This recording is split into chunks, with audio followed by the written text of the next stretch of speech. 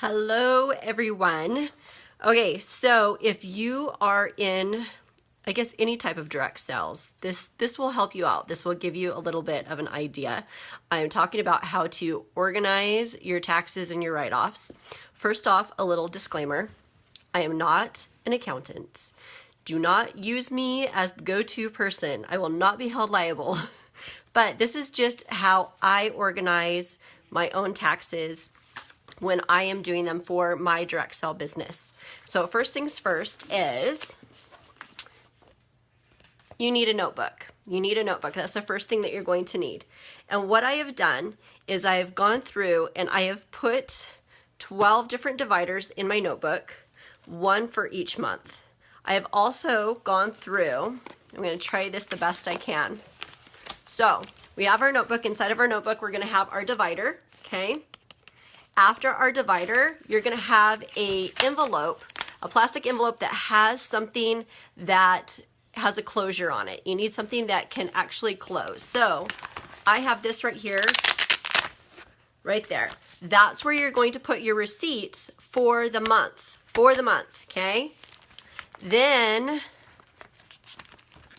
next, what we're going to do is we're going to have a clear folder. And with the clear folder, that is where I am putting all of my itemized information. So let's just break it down real quick. So we have for our taxes, and those for you just jumping on, I'm talking about how to organize your taxes. You're going to have your binder, you're going to have your divider for January, you're going to have your clear envelope or whatever color you want that has a closure on it to put all of your receipts in for that month. And then you're going to put in a tally sheet. So the tally sheet is 2 different pages. This page is actually just the totals for each individual item. Then I have the tally sheet also to break it down. So I have the sheets right here.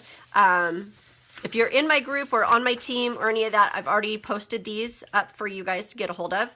But what you'll do is at the end of each month, once you have, and I suggest you do it at the end of each month, do not do it. I tried to do it every 3 months and it got to be too hard. So do it at the end of every month. And you have a little tally sheet.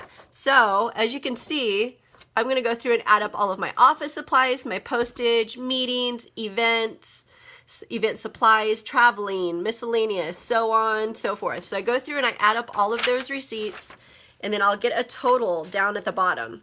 I then take that total and I put it onto my other sheet, which breaks it down. So then I have just a total for my mileage, my office supplies, my office furniture or equipment, postage, miscellaneous, all of that different kind of stuff is on this tally sheet right here.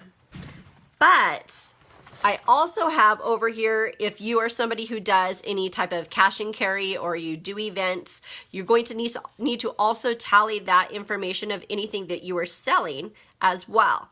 So I have this over here that is telling you and I keep very close tabs on it. So I have who I sold my cash and carry to, what the product was, and what I charged them. Now, if you're doing events, obviously you might not have all of that, but you can just put on there, say, bridal shower event and the total amount of what you actually sold, and then you can have a separate tally sheet of each individual items that you actually sold so that way you can compare it to your inventory. So, and this was kind of quick. If you want more details, just message me down below. I'm more than happy to go over it with you. But I have found that this is the best thing to help keep everything organized for your direct sell business for your taxes. Keep a notebook, 12 dividers, 12 envelopes, 12 tally sheets. Then all you have to do is tally it all in at the end and take it in to your tax professional and they'll have everything there for you. So, thanks so much, you guys. Have a great day.